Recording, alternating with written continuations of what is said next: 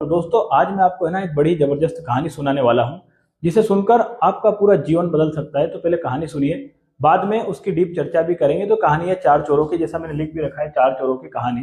तो एक बार की बात है, चार चोर होते हैं और वो एक गांव में जाकर एक सेठ जी के घर पर डाका डालते हैं और वहां से बहुत सारी धन संपत्ति चुरा लेते हैं और एक पोटली एक गठरी बांध कर वहां से निकल जाते हैं। वो पूरी रात पैदल चलते हैं, विचार करते हैं कि गाँव के पास ही रहेंगे तो पकड़े जाएंगे। तो एक काम करते हैं, जंगल के रास्ते थोड़ा लंबा निकल जाते हैं, पूरी रात पैदल चलते हैं जंगल के रास्ते और सुबह सुबह एक दूसरे गांव के पास में जाकर वो पहुंच जाते हैं। और अब पूरी रात वो पैदल चले थे, सुबह सुबह का समय हो जाता है तो चारों को भूख लगती है। तो वो चारों विचार बनाते हैं कि एक काम करते हैं, हम में से कोई भी दो लोग जो होते हैं वो खाना लेने के लिए जाएंगे और बाकी के जो दो लोग हैं वो यहीं बैठकर इस पोटली की, इस धन की सुरक्षा करेंगे। अब उनमें से दो लोग खाना लेने के लिए पास के गांव में चले जाते हैं। वो दोनों लोग खाना खुद का तो खाते हैं और बाकी पैक करवाते हैं। और जब वो खाना पैक करवा लेते हैं तो उनमें से दोनों के मन में एक विचार आता है कि यार एक काम करते हैं, इस जो खाना है ना, ये पोटली है, इस खाने की इसमें जहर मिला देते हैं और इसमें जहर मिला देते हैं। वो दोनों ये खाना खाएंगे और मर जाएंगे और जो धन रहेगा उसको हम दोनों आपस में बांट लेंगे। तो चार हिस्से की जगह दो हिस्से होंगे और बढ़िया अपनी जो लाइफ है वो सुकून से अपन निकालेंगे। इसके बाद में उस खाने में जहर मिला देते हैं और उस स्थान पर आते हैं जहाँ पर वो दो लोग पहले से बैठे हुए होते हैं। उनको खाना देते हैं कि ये लो, खाना खाओ आराम से आप। तो वो जो दो लोग हैं जो पेड़ के नीचे बैठे हुए दो चोर है, वो उनसे बोलते हैं कि ठीक है, हमने तो हाथ पैर धो लिए, अब हम खाना खाएंगे।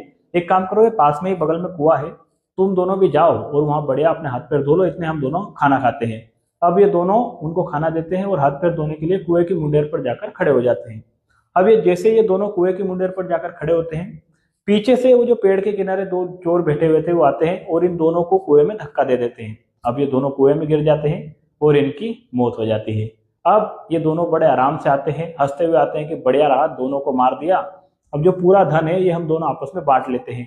परंतु एक काम करते हैं, पहले खाना खा लेते हैं, यार बड़ी भूख लग रही है, खाना खाएंगे, इसके बाद में धन का आधा आधा हिस्सा हम दोनों कर लेंगे। ये दोनों पोटली खोलते हैं, खाना खाते हैं और खाना खाने के बाद में उल्टियां कर करके दोनों भी मर जाते हैं। दोस्तों कहानी बड़ी छोटी सी है, अब हुआ क्या इसको थोड़ा डीपली समझते हैं। कहानी तो मैंने आप लोगों को सुना दी, चार चोरों की कहानी है, परंतु हुआ क्या अब इसको डीपली समझिए।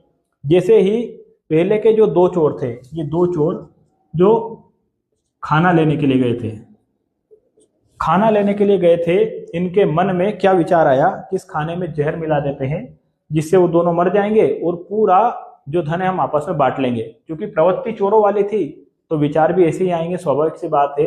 परंतु यहाँ हुआ क्या ये समझिए, हर क्रिया के विपरीत एक प्रतिक्रिया होती है और यह इस कहानी में सिद्ध हुआ है।